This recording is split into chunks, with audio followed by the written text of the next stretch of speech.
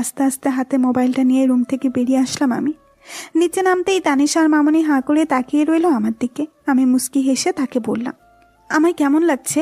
শাড়ি পরা ঠিক আছে না মামনি? দুজনই হাঁ হয়ে তাকিয়ে আছে আমার দিকে।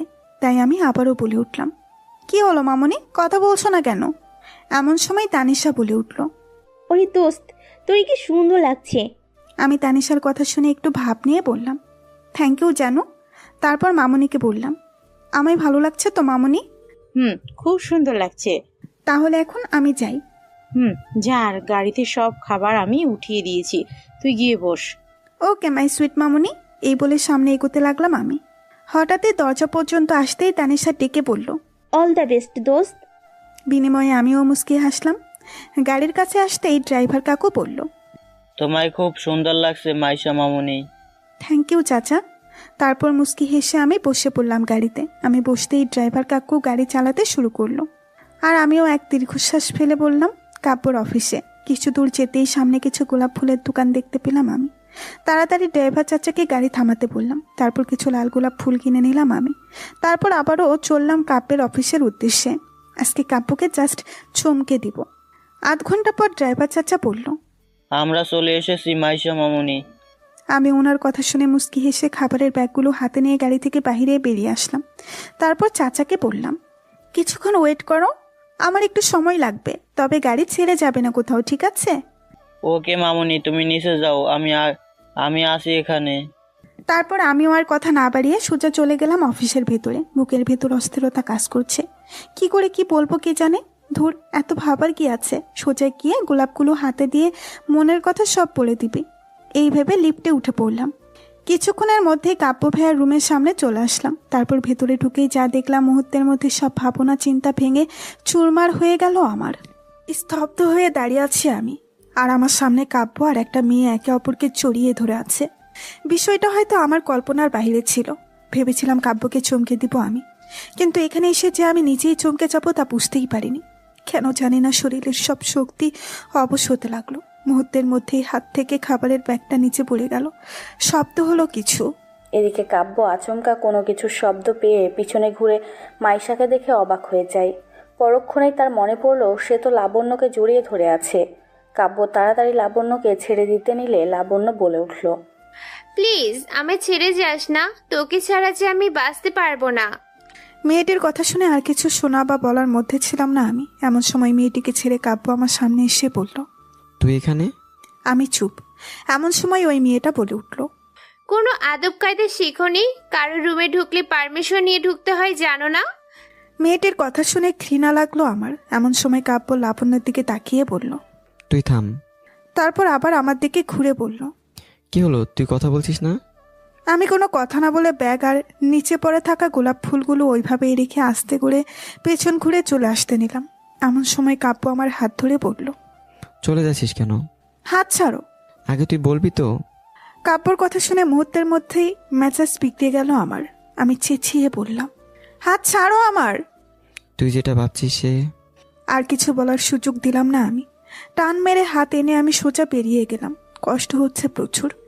এত কিছু ভাবলাম, এত স্বপ্ন দেখলাম, সব মিথ্যা হয়ে গেল। বুক ফেটে কান্না পাচ্ছে আমার। তারপরেও চোখে পানি যথাসম্ভব কন্ট্রোলে রেখে রুম থেকে বেরিয়ে এসে আসলাম। তারপর লিফটে উঠলাম। চোখের সামনে শুধু কাব্য আর ওই মেয়েটার একে অপরকে জড়িয়ে ধরার দৃশ্য ভেসে আসছে। কোনোভাবেই অফিস থেকে বেরিয়ে এসে গাড়ির কাছে আসতেই ড্রাইভার চাচা বলে উঠলেন, কি হলো মাইশা মামুনি, এত তাড়াতাড়ি চলে আসলে? তুমি তো বলছিলে দেরি হবে। ভালো লাগছে না, বাসায় চলো। আমার কথা মতো চাচাও গাড়িতে বসে পড়লেন। আমিও গিয়ে বসে পড়লাম গাড়িতে। গাড়ি চলতে শুরু করলো আপন গতিতে। চোখের পানি আর আটকে রাখতে পারলাম না আমি। টপ টপ করে পানি পড়তে লাগলো আমার। আজ বুঝতে পারছি এই ভালোবাসার মানুষের কাছে অন্য কাউকে দেখলে সত্যি কতটা কষ্ট হয়। আমার সব ইচ্ছে ভাবনা এভাবে ভেঙে চলে যাবে তা হয়তো ভাবতেও পারিনি। তাহলে কি কাব্য সেদিনেই দেরি হয়ে যাওয়ার কথা ছিল বলে? নিচে বসে আছে কাব্য আর তার হাতে মাইশার আনা গোলাপ। গোলাপগুলো দেখে অবাক হয় কাব্য। এমন সময় লাবণ্য এসে কাব্যের কাঁধে হাত রেখে বলল, মেয়েটা কি রে, অসভ্যের মতো বিহেভ করলো তোর সাথে? লাবণ্যের কথা শুনে কাব্যের মাথা আগুনের মতো গরম হয়ে গেল। কাব্য নিচ থেকে উঠে ঠাস করে একটা থাপ্পড় মেরে দিল লাবণ্যের গালে। কাব্যের এমন কাজে লাবণ্য হা হয়ে তাকিয়ে রইল। কাব্য চেঁচিয়ে বলে উঠল, তোর সাহস হয় কি করে ওকে অসভ্য বলার? আমার বউ আমার ভালোবাসা, শুধুমাত্র তোর জন্য আজকে আমায় ভুল বুঝলো। তুই আমার সামনে থেকে চলে যা, তোকে আমি আর আমার সামনে দেখতে চাই না। কাব্য, আমি যে তোকে আর কিছু বলতে পারল না লাবণ্য, তার আগেই আরেক গালে থাপ্পড় দিয়ে দিল কাব্য।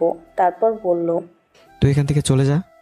কাব্য চরম রেগে গেছে, যা দেখে লাবণ্য ভয় পেয়ে যায়। আর কিছু না বলেই কাঁদতে কাঁদতে লাবণ্য রুম থেকে বেরিয়ে যায়। এই মুহূর্তে কাব্য নিজেকে পাগল পাগল মনে হচ্ছে। ইচ্ছে করছে সব ভেঙে চুরে তছনছ করে দিতে। তার ভালোবাসার মানুষ তাকে ভুল বুঝলেও ভাবতে পারছে না কাব্য। কাব্য কিছু একটা ভেবে কেবিন থেকে বেরিয়ে যাবে, এমন সময় ফোনটা বেজে উঠল। কাব্য থেমে যায়, ফোনটা তুলে উপরে রিয়ার নাম দেখে তাড়াতাড়ি ফোনটা তুলে বলল। হ্যালো।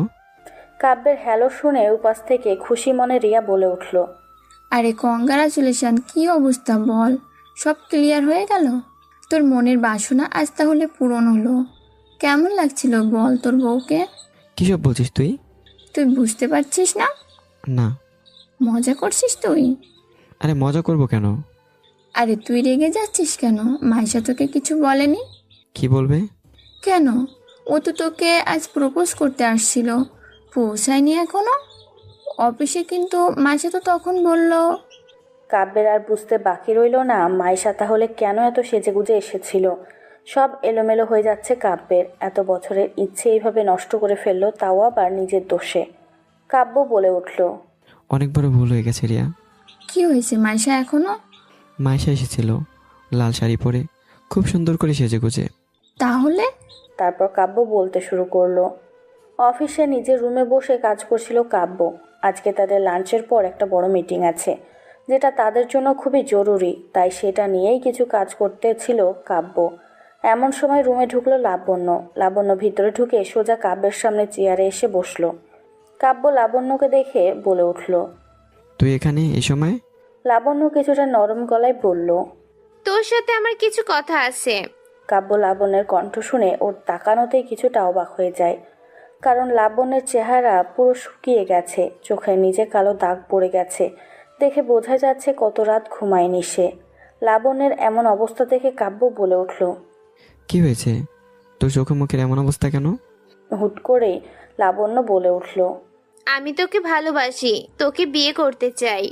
লাবণ্যের হঠাৎ করে এমন কথা শুনে কাব্য তার চেয়ার থেকে উঠে পড়ে তারপর উচ্চস্বরে হেসে বলে, তোর কি মাথা আজ আবার খারাপ হয়ে গেছে? লাবণ্য কাব্যের কথা শুনে কেঁদে দেয়। লাবণ্যের এমন কাণ্ডে কাব্য পুরো অবাক হয়।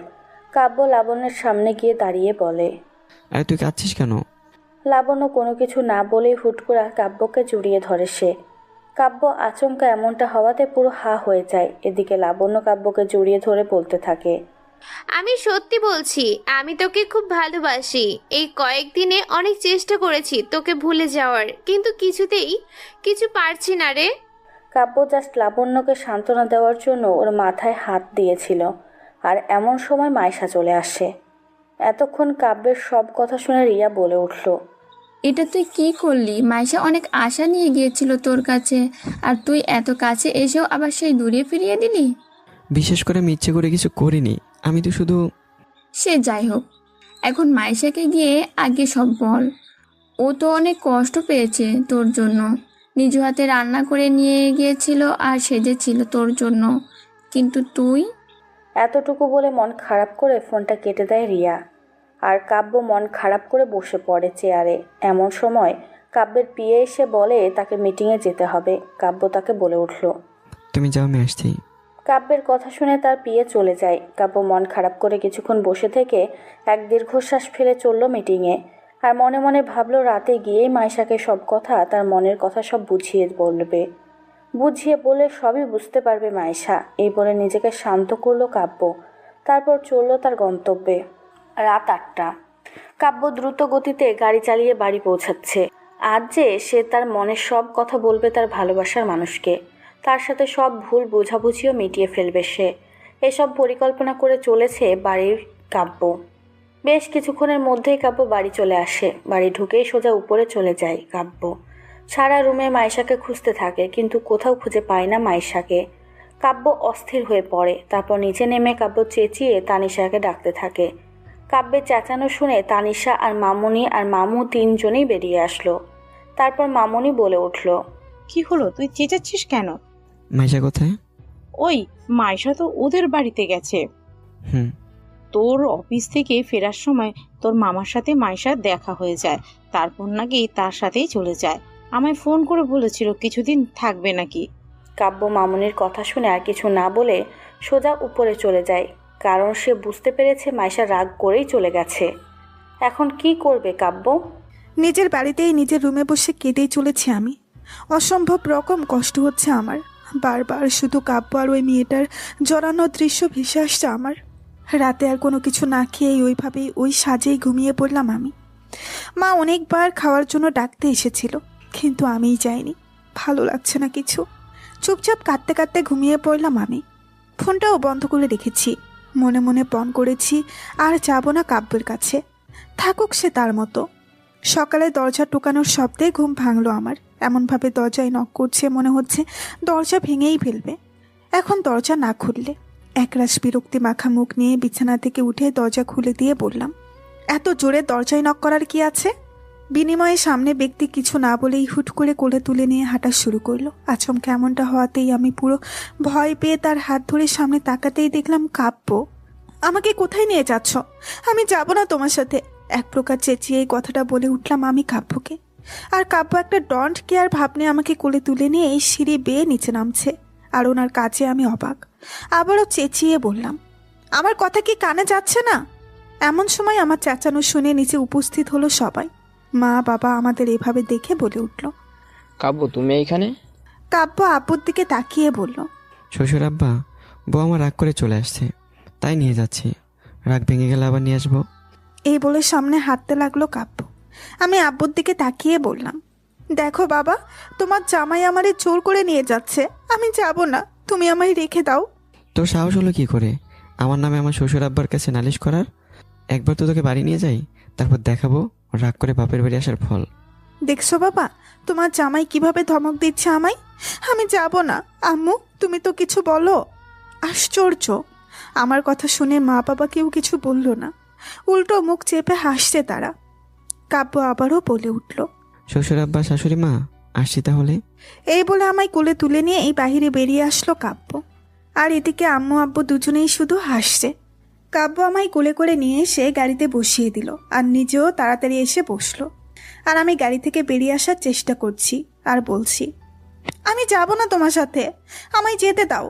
আমি কিন্তু রেগে যাচ্ছি মাইশা, আর তুই কিন্তু ভালো করেই জানিস আমি রেগে গেলে নিজের উপর কন্ট্রোল থাকে না। আমি যাব না মানে যাব না। তুমি কি ভেবেছ সবসময় শুধু তোমার ইচ্ছা মতো সব হবে?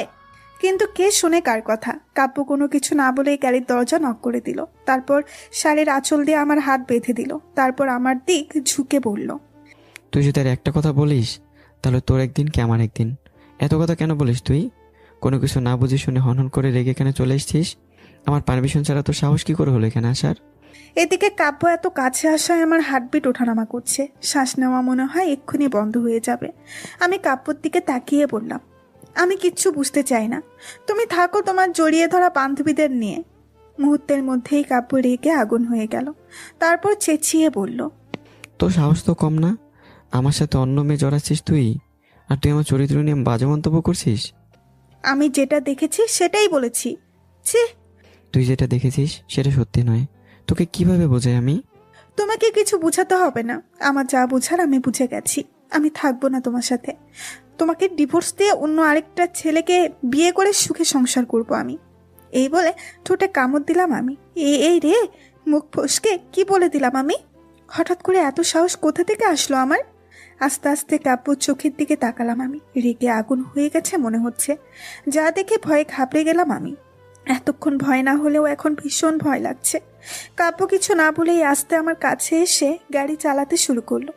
দ্রুত গতিতে গাড়ি চালাচ্ছে কাব্য, যা দেখে আমার বুঝতে বাকি নেই কাব্য রেগে আগুন হয়ে গেছে। হাই রে, এখন তোর কি হবে মাইশা? এখন তোকে কে বাঁচাবে? এত বকবক করার কি আছে? আর ডিভোর্স কথাটা বলার কি আছে? এমনিতেও তো দিতি না। ভয়ে হাত পা ঠান্ডা হয়ে যাচ্ছে আমার। বেশ কিছুক্ষণ পর কাব্য গাড়ি থামিয়ে সোজা আমায় কোলে তুলে নিয়ে বাড়ির ভেতরে ঢুকলো। আশ্চর্য, বারবার কোলে নেওয়ার কি আছে?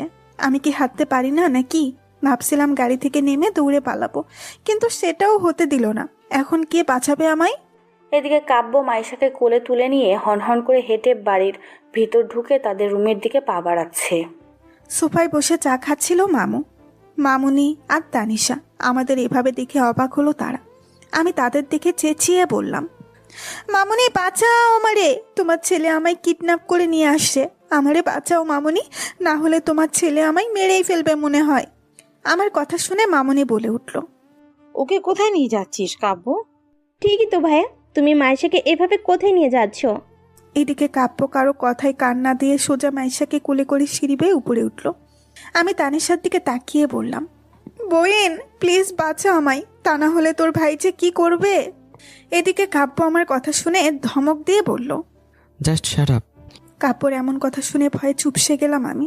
তারপর মুখে হাত দিয়ে চুপ হয়ে গেলাম। কিছুক্ষণের মধ্যেই কাব্য রুমে ঢুকে সোজা দরজা বন্ধ করে আমায় বিছানার উপরে রাখলো। তারপর চেঁচিয়ে বলল, ভেবেছিলাম তোকে শান্তভাবে বুঝিয়ে বললে তুই সব বুঝবি, কিন্তু তুই কি বললি? তুই আমায় ডিভোর্স দিয়ে অন্য ছেলেকে বিয়ে করবি? আমি ভয়ে চুপ করে আছি। কি হলো, চুপ করে আসিস কেন? এতক্ষণ তো বকবক করতেছিলি, এখন চুপ কেন? আমি চুপ। কাব্য আমার হাত খুলে দিল, তারপর আমার গাল চেপে ধরে বলল, তোকে আমি সেই ছোটবেলা থেকে ভালোবাসি, আর তুই কি না 2 মিনিটের একটা দৃশ্য দেখে আমার ভালোবাসায় ভুল বুঝলি? আরে আমার যদি অন্য মেয়েকে চাওয়ারই ছিল, তাহলে তোকে বিয়ে করলাম কেন আমি? এত নাটক করার কি দরকার ছিল আমার? সেই ছোটবেলা থেকে পড়েছিস তুই আমায়, আর তোকে আমি এত তাড়াতাড়ি ভুলে যাব তুই ভাবলি কি করে? তোকে ছেড়ে অন্য মেয়ের কথা তো আমি কল্পনাও করতে পারি না, আর সেই তুই কিনা আমাকে ভুল বুঝে দূরে চলে গেলি। পুরো এক শ্বাসে কথাগুলো বলল কাব্য আমায়। আর ওনার কথা শুনে আমার মনেও প্রশ্ন জাগলো। ঠিকই তো, ভাইয়া অন্য কাউকে চাইলে আমায় কেন বিয়ে করলো? কিন্তু কাব্য নিজেও তো জড়িয়ে ধরেছিল মেয়েটাকে তার বেলা। আজ ভাইয়ার জায়গায় যদি আমি থাকতাম তাহলে তো সে রেগে এসে আমায় বকতো তার বেলা। কি হলো, কথা বলছিস না কেন? তোর কি এখনো বিশ্বাস হচ্ছে না আমায়? তুই শুধু বল, কি করলে বিশ্বাস করবি আমাকে যে আমি শুধু তোকে ভালোবাসি? তুমি কেন মেয়েটাকে জড়িয়ে ধরেছিলে? আজ আমি যদি অন্য কোনো ছেলেকে জড়িয়ে ধরতাম তাহলে তো সেই তুমি এসে আমায় বকতে তার বেলা। তাহলে তুই বকে দে আমায়। কাব্যর কথা শুনে ফট করে বলে দিলাম, আমি সিরিয়াসলি সত্যি বলছো? কাব্য আমার কথা শুনে বলল, সত্যি বলছি, বক তুই, তারপরে ভুল বুঝিস না। আচ্ছা ঠিক আছে। এই বলে বিছানা থেকে উঠে বসে দাঁড়ালাম আমি। তারপর কাব্যকে বললাম, তুমি বসো ওখানে, আর একটা কথাও বলবে না, চুপচাপ আমার কথাগুলো শুনবে। কাব্য আমার কথা শুনে চুপ করে শুধু মাথা নাড়ালো। আমিও একটু স্টাইল মেরে দাঁড়িয়ে কোমরে হাত দিয়ে বললাম, তাহলে শুরু করি। তোমার সাহস হলো কি করে? তুমি আমায় ছেড়ে অন্য মেয়েকে জড়িয়ে ধরেছ, তাও আবার অফিসের বসে। অফিসে কাজ করতে যাও নাকি অন্য কাজ করতে চাও? তুমি জানো কত কষ্ট করে শুধুমাত্র তোমার জন্য এত সুন্দর একটা শাড়ি পরে কালকে সেজে গিয়েছিলাম আমি। তোমার জন্য নিজ হাতে রান্না করেছিলাম আমি। তারপর গোলাপ কিনলাম, আরও কত কিছু কল্পনা করেছিলাম, সব তুমি নিমিষেই শেষ করে দিলে। তোমায় পুলিশে দেওয়া উচিত।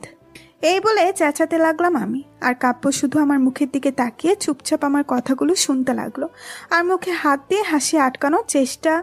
পাকা 1.5 ঘন্টা যাবৎ বকবক করে থামলাম আমি। এমন সময় হুট করে কাব্য আমার হাত ধরে টান মেরে তার কোলে বসিয়ে দিয়ে বলল, হয়ে গেছে তোর, এবার আমি বলবো তুই শুনবি।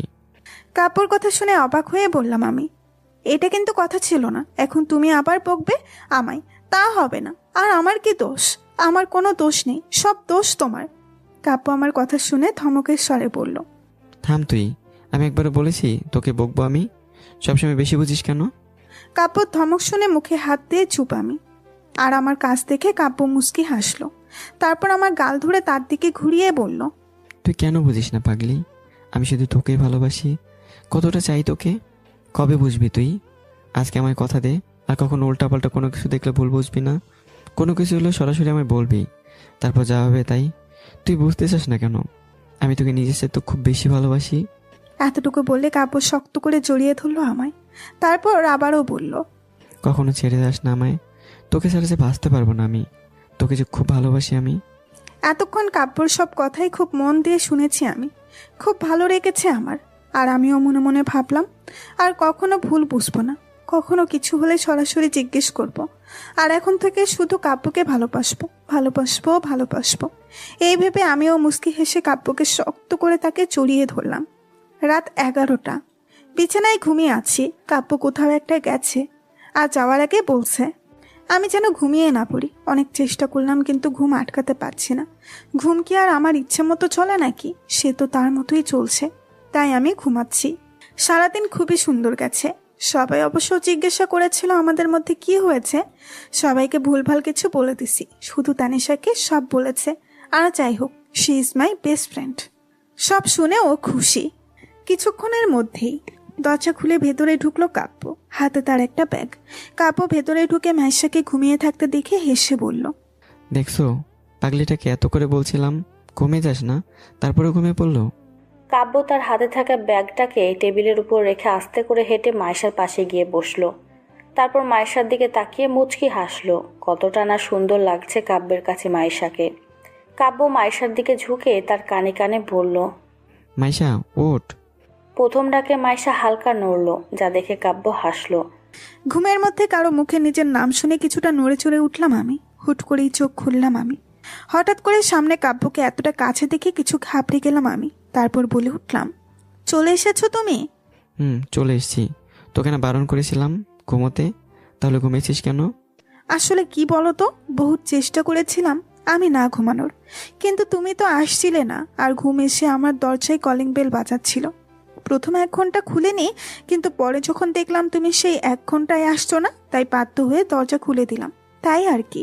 কাব্য আমার কথা শুনে হেসে বলল, তোর কি মাথা খারাপ হয়ে গেছে নাকি? কিসব বাজে বকছিস? আচ্ছা এসব কথা বাদ দে, এখন ওঠ, কোথাও যাবো। কাব্যর কথা শুনে অবাক হয়ে বললাম আমি, এত রাতে কোথায় যাবো আমরা? সেটা গেলেই দেখতে পারবি। আমাদের কি যেতেই হবে? না গেলে চলবে? আসলে কি বলতো, প্রচুর ঘুম পাচ্ছে। একবার সেখানে গেলে তোর আর ঘুম আসবে না। বলে এক প্রকার টেনে ঘুম থেকে উঠালো আমায় কাব্য।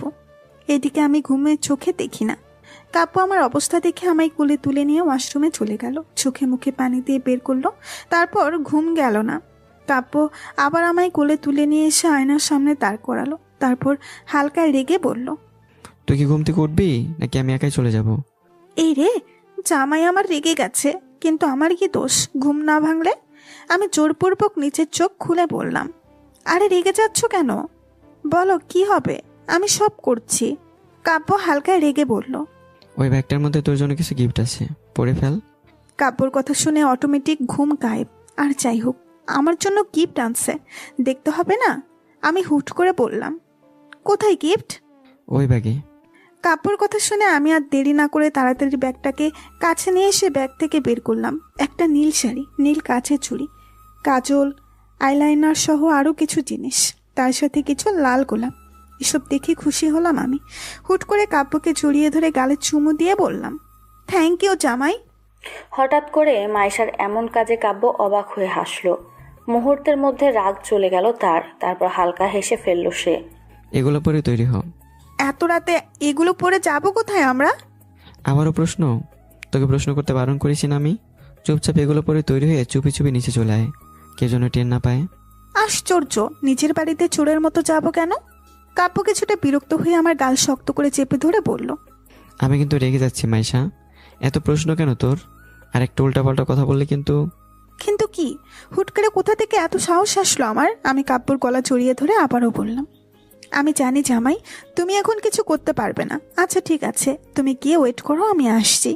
কাব্য রীতিমতো শকড আমার কাছে। কাব্য আর কিছু না বলে হেসে বাহিরে বেরিয়ে গেল। আর আমি কাব্য বাহিরে যেতেই দরজা বন্ধ করে তৈরি হতে লাগলাম। কাব্যর দেওয়া প্রথম ভালোবাসার উপহার আমার নীল শাড়ি পরে ফেললাম। তার চুলগুলো খোপা করে দিলাম, কিন্তু না, খোপায় ভালো লাগছে না, তাই চুলগুলো খুলে দিলাম। চোখে কাজল, আইলাইনার, হাতে মুঠো ভর্তি চুড়ি, হালকা মেকআপ, ঠোঁটে লিপস্টিক, বাস তৈরি আমি। আয়নায় নিজেকে দেখে নিজেই এক দফা ক্রাশ খেলাম। তারপর বলে উঠলাম, ওফ মাইশা, তোকে কি সুন্দর লাগছে, আমি তো প্রেমে পড়ে যাচ্ছি। এর ভেতর মোবাইলে টুং করে উঠলো। বুঝতে পেরেছি কাব্য মেসেজ দিয়েছে। আমিও আর দেরি না করে ফোনটা হাতে নিয়ে চুপি চুপি রুম থেকে বেরিয়ে গেলাম। পুরো বাড়ি মনে হচ্ছে ফাঁকা, সবাই গভীর ঘুমে আসন্ন। আমিও আর কিছু না ভেবে চুপি চুপি চললাম বাহিরে।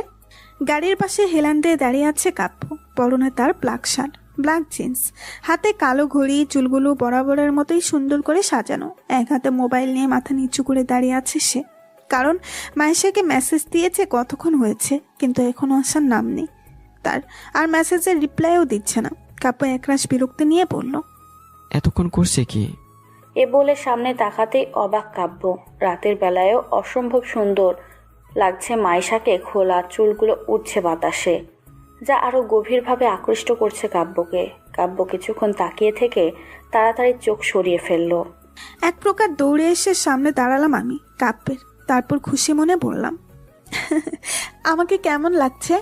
কাব্য কিছু আমার দিকে তাকিয়ে থেকে বলল, খারাপ না? কাব্যর কথা শুনে রাগ লাগলো আমার। এতক্ষণ বসে বসে সেজে গুজে আসলাম, কোথায় সুন্দর কমেন্ট করবে তা না, কি বললো খারাপ না? আমি বলে উঠলাম, এটা একটা কথা হলো জামাই? এতক্ষণ সেজে গুজে আসলাম, কোথায় তুমি বলবে মাইশা তোকে খুব সুন্দর লাগছে আর কত কিছু? তা না বললে তুমি যাও, আমি যাব না তোমার সাথে। কাব্য আমার কাণ্ড দেখে হাসলো, তারপর বলল, বউ আমার রাগ করেছে বুঝি? তুমি খুব পচা, কখনো আমার প্রশংসা করো না। একটা কথা বলি, তোকে খুব সুন্দর লাগছে এটা বলার কি আছে? তুই বুঝে নিতে পারিস না? না পারি না। আচ্ছা সরি, তোকে খুব সুন্দর লাগছে, একদম পরীর মতো লাগছে। এখন ঠিক আছে, আমরা তাহলে এখন যাই মহারানী।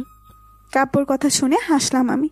তারপর আর কোনো কথা না বাড়িয়ে উঠে বসলাম আমি গাড়িতে। তারপর কাব্যও গাড়িতে বসে পড়লো গাড়িতে। তারপর গাড়ি চালাতে শুরু করলো তার আপন গতিতে। চারিদিকে ঢেউয়ের শব্দ, রাতের আকাশে চলচল করা চাঁদ আর তারার মিশে থাকা হাসি। গভীর রাতে পালতোলা নৌকায় করে নদীর মাঝখানে নিয়ে আসবে কাব্য, সেটা হয়তো একদমই আমার কল্পনার বাহিরে ছিল। পুরো নৌকাটাই খুব সুন্দর করে সাজানো, চারিদিকে লাইটিং করা, এক কথায় বলতে গেলে অবিশ্বাসকর সুন্দর একটা জায়গা। দিনের বেলা হলে হয়তো এই সৌন্দর্যতা চোখে পড়তো না। এই মুহূর্তে সত্যি খুব ভালো লাগছে আমার। আমি জাস্ট হা হয়ে পুরো জায়গার দিকে তাকিয়ে আছি, আর আমার পাশে দাঁড়িয়ে আছে কাব্য। আকাশটা খুব সুন্দর লাগছে। কিছুক্ষণ আগে কাব্য গাড়ি থামিয়ে আমার হাত ধরে এই নদীর কিনারার নিয়ে আসলো। চারিদিকে শুধু অন্ধকার, বিষয়টা খুব একটা ভালো লাগেনি আমার। তাই আমি কাব্যকে বললাম, এইটা কোথায় নিয়ে এসেছো তুমি? অন্ধকার ছাড়া আর তো কিছুই দেখতে পাচ্ছি না। কাব্য হেসে বলল, ওয়েট। এই বলে হাতে দুইবার তালি দিতেই সাথে সাথে পুরো জায়গাটা আলোয় ভরে গেল। আমি শুধু হা হয়ে তাকিয়েছিলাম। এমন সময় কাব্য আমার চোখ তার হাত দিয়ে চেপে ধরে বলল, চল। আমি কাব্যর কাছে অবাক হলাম। তারপরেও কিছু না বলে চুপচাপ সামনে হাঁটতে লাগলাম। কিছু দূর যেতেই কাব্য আমার চোখ খুলে ফেললো। সামনে তাকাতেই আমি জাস্ট হা হয়ে তাকিয়েছিলাম, কারণ আমার চোখের সামনে ছিল একটা পালতোলা নৌকা, খুব সুন্দর লাইটিং আর ফুল দিয়ে সাজানো। এক মুহূর্তের জন্য হলেও এই মুহূর্তে নিজেকে খুব সুখী মানুষ বলে মনে হচ্ছে আমার। কাব্য আমার জন্য এত কিছু করছে। হঠাৎই কাব্য বলে উঠল, কি হলো, এখানে দাঁড়িয়ে থাকবি নাকি যাবি? আমি কাব্যের দিকে তাকিয়ে শুধু মাথা নাড়ালাম। তারপর খুশি মনে কাব্যের হাত ধরে উঠলাম নৌকায়। আমরা উঠতে এই নৌকা চলতে শুরু করলো। হঠাৎই কাব্য আমার সামনে একটা লাভের চকলেট কেক নিয়ে আসলো, আর চকলেট কেকের উপরে লেখা আই লাভ ইউ মাইশা। আমি শুধু অবাক হচ্ছি কাব্যর এইসব কাজ দেখে। আচমকা কাব্য এক গুচ্ছ লাল গোলাপ হাতে নিয়ে বসে পড়ল। তারপর বলল, I love you Maisha, do you love me? কাব্যর কাছ থেকে মুচকি হাসলাম আমি। তারপর খুশি মনে কাব্যর কাছ থেকে গোলাপগুলো হাতে নিয়ে বললাম, আই লাভ ইউ টু। আমার কথায় কাব্য খুশি হয়ে দাঁড়ালো। তারপর মাইশা কাব্য একে অপরকে খুব গভীরভাবে শক্ত করে জড়িয়ে ধরলো। এমন সময় কাব্য আমার কানে কানে বলল, কখনো ছেড়ে যাস না, তাহলে যে আমি পাগল হয়ে যাব। আমি তোকে আমার মৃত্যু পর্যন্ত সাথে নিয়ে বাঁচতে চাই। বিনিময়ে আমি কিছু বললাম না, শুধু শক্ত করে জড়িয়ে ধরলাম কাব্যকে। হয়তো এতেই কাব্য তার প্রশ্নের উত্তর পেয়ে গেছে। বেশ কিছুক্ষণ পর আমরা একে অপরকে ছেড়ে দিলাম। তারপর দুজনে একসাথে কেক কেটে সেলিব্রেট করলাম। আমার লাইফে শ্রেষ্ঠ একটা দিন হয়ে থাকবে আজকের দিনটা। তারপর আমরা নৌকায় এক কিনারেই বসে পড়লাম, আর তার সাথে নৌকায় বসে নদীর ঢেউয়ের আওয়াজের সাথে রাতের আকাশের চাঁদটাকে খুব সুন্দর করে দেখতে লাগলাম। অসম্ভব রকম ভালো লাগছে আমার। কাব্য আমায় খুব শক্ত করে জড়িয়ে ধরলো তার বুকের মাঝে। আমিও খুব খুশি, কারণ আমিও যে খুব ভালোবাসি কাব্যকে। আমি কাব্যর গালে একটা চুমু দিয়ে বললাম, থ্যাংক ইউ জামাই, আমায় এত সুন্দর একটা রাত উপহার দেওয়ার জন্য। আর আমি তোমায় এতগুলো ভালোবাসি। এই বলে কাব্যকে খুব শক্ত করে জড়িয়ে ধরলাম আমি। কাব্য খুব খুশি মাইশার কাজে। তার সেই ইচ্ছে, স্বপ্ন, ভালোবাসা সব আজ সত্যি হয়ে গেছে। কাব্য মাইশার কপালে একটা চুমু জড়িয়ে ধরলো মাইশাকে। এই মুহূর্তে দুজন মানুষই খুব আনন্দে আছে, আর তাদের এই আনন্দগুলোর সাক্ষী হিসেবে রইল রাতের আকাশটা, আকাশে থাকা জলজল করা তারারা, নদীর স্রোতেরা, আর আকাশে থাকা ওই এত বড় চাঁদটা। ভোর 5টা। আকাশটা হালকা হালকা পরিষ্কার হতে শুরু করেছে, চারিদিকে পাখিদের হালকা কুহু কুহু শব্দ ভেসে আসছে কানে। আস্তে আস্তে চোখ খুললাম আমি, পাশে কাব্যকে ঘুমিয়ে থাকতে দেখে হালকা হাসলাম আমি। তারপর আস্তে আস্তে শোয়া থেকে উঠে বসলাম। আশেপাশে তাকাতেই বুঝে গেছে নৌকা অনেক আগেই নদীর পাড়ে চলে এসেছে। আমি আস্তে আস্তে কাব্যর দিকে ঝুঁকে তার